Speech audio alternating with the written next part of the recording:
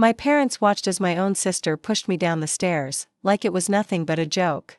My head hit the edge of the wooden step so hard that I blacked out, and when I woke up, I was lying in a hospital bed with a camera pointed right at my room. They didn't know the hospital security had captured everything. Before I continue, make sure to hit subscribe and share this, because what happened next will make you question what kind of family can turn their back on one of their own. When I first opened my eyes, I saw my mom sitting by my sister's side, holding her hand as if she was the victim. I whispered, "She pushed me." But instead of comfort, my dad leaned closer and hissed, "Stop making things up, Lainey. Don't embarrass the family." My heart sank. The people who were supposed to protect me were protecting her. I tried to convince myself I was still dizzy. That maybe I had imagined the smirk on my sister's face when she glanced at me. But no, the memory of her hand on my back, the sudden shove, the sharp laughter right after I fell, it was burned into my mind. And the way my parents ignored me made it worse. For days, they treated me like a burden. They whispered behind my back, telling relatives I was clumsy, that I had tripped on my own. My sister even strutted into my hospital room with flowers, acting sweet, while leaning close to whisper, "No one will believe you." But what she didn't know was that the hospital had a new security system installed, and the fall wasn't the only thing the cameras caught. They captured every word, every smirk, every cruel whisper when my parents thought no one was listening. And soon, that footage would become my only weapon against them, because the truth was about to come out, and it wouldn't just ruin my sister's fake good girl image, it would expose my parents too. I didn't say a word when the nurse told me the hospital had an unusual amount of security cameras for patient safety. Instead, I nodded, pretending I wasn't shaking inside. My parents thought they had full control of the story. They visited me daily, talking louder than needed, making sure everyone nearby heard their version. "Poor Lainey tripped again. She's always so careless." They laughed like it was a family joke, while I sat there with bruises, broken ribs, and a shattered trust. But what they didn't know was that the hospital staff had already flagged the footage. A security guard had quietly told me, "Miss, you're not crazy. We saw what happened. It's all recorded." For the first time, I felt hope. I wasn't powerless anymore. Before I could process it, my sister Avery strutted into my room like she owned the place. She wore a bright smile, but her eyes screamed arrogance. She placed balloons on my nightstand and said loudly, "Oh Lainey, you really need to watch your steps. Falling like that could have been so much worse." My parents chuckled as if she was being sweet. But then Avery leaned closer, whispering so only I could hear, "Keep quiet, or next time, I won't miss." Something inside me snapped. I realized they all believed I had no proof, that I'd always be the weak one they could bully, gaslight, and discard. They underestimated me, again.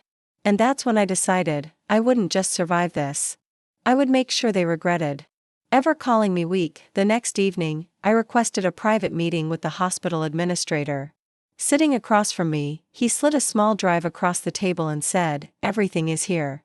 The push, the smirk, even your family's reaction. Afterward. It's solid evidence." My hand shook as I held it. This wasn't just proof, it was power, but timing was everything. If I showed it too soon, they'd find ways to twist it, to cover it up. No, I needed to wait. I needed to let them think they'd won, let them laugh at me one more time, because the bigger their pride, the harder their fall would be. That night, lying in the hospital bed, I pretended to sleep while I overheard my parents talking in the hallway. My mom whispered, "If anyone finds out Avery pushed her, we'll be ruined. Who'll believe Lainey, anyway? She's always been the failure of the family." My dad sighed, "Don't worry. No one will ever side with her." They didn't. No, I was holding the one thing that could destroy them. And soon, I'd have the perfect chance to use it, because Avery was already planning something cruel for when I got discharged, and trust me, she had no idea I was ready. A week later, the doctors cleared me for discharge, and my parents arrived with fake smiles plastered on their faces. Avery carried my bag, acting like the perfect sister, waving at the nurses as if she were some angel. My parents walked proudly beside her, and I trailed behind on crutches, the bruises still visible on my skin. To outsiders, we looked like a supportive family. But on the inside, I knew I was walking back into a lion's den. The first night back home, things became clear. They hadn't just pushed me down the stairs out of spite, it was calculated. At dinner, Avery accidentally mentioned how clumsy I was in front of my uncle, laughing as she said, "If Lainey can't even walk down the stairs, how will she ever manage a real career or marriage?" Everyone laughed. My parents didn't just let it happen, they encouraged it. My father even raised his glass and said, "To Avery, the real star of the family." My name wasn't even worth a toast. That was the moment I realized their plan was to break me completely. To paint me as useless and weak, unwanted, so that no one would ever believe me if I spoke out. They wanted Avery to shine, and me to disappear into the background, but what they didn't know was that while they laughed at me, I had already taken my first step toward revenge. Earlier that day, I copied the hospital security footage onto a second drive and hid it in my bag. I wasn't going to confront them yet. I wanted them to build their pride higher, mock me louder, so when the truth came out, their fall would be brutal. A few days later, Avery planned a family dinner at our house, inviting relatives, neighbors, and even my old classmates. She said it was to celebrate my recovery, but I knew better. It was a stage, and I was the target. When the night came, she made me sit at the center table, my crutches leaning against the chair, like I was a spectacle. In front of everyone, she told the story of my clumsy fall, reenacting how I supposedly tripped. Laughter erupted around the room. My parents smiled proudly at her performance, as if humiliating me was entertainment. I clenched my fists under the table, every laugh burning deeper into my chest. Then Avery delivered the final blow. She held up a photo of me in the hospital gown, bruised and pale, and said, "Isn't she just the definition of weak? Poor Lainey, always a burden, never a blessing." The room roared with laughter, and I felt every pair of eyes looking at me with pity. My cheeks burned, my chest tightened, and for a second, I wanted to disappear, but then I remembered the drive in my pocket. The proof. The weapon. And for the first time that night, I smiled. Because they thought they had destroyed me, but in reality, they had set up their own downfall, and what I was about to do next would silence every single person in that room. The laughter in that room was deafening, but inside me, it was already quiet, because I knew exactly what I was about to do. Avery stood tall, soaking up all the attention, like a queen on her throne. My parents clapped for her as if humiliating me was an achievement worth celebrating. But while they toasted to my weakness, I slipped my hand into my pocket and touched the drive. My heart pounded, not from fear, but from anticipation. I slowly stood up, letting the chair scrape loudly against the floor. The room went silent for a moment, expecting me to break down or run away. Avery smirked and said, "What's wrong, Lainey? Are you going to cry again?" The crowd chuckled, waiting for my embarrassment. Instead, I lifted my chin and said, "Actually, I'd like to show everyone something." Gasps rippled across the room. I walked toward the big flat-screen TV in the living room, my crutches clicking against the floor. People exchanged confused glances. Avery's smile faltered, just slightly. My dad tried to stop me. "Lainey, sit down, you're making a fool of yourself." But I ignored him. My hands didn't shake as I plugged the drive into the TV. The screen flickered, and then it played. At first, silence.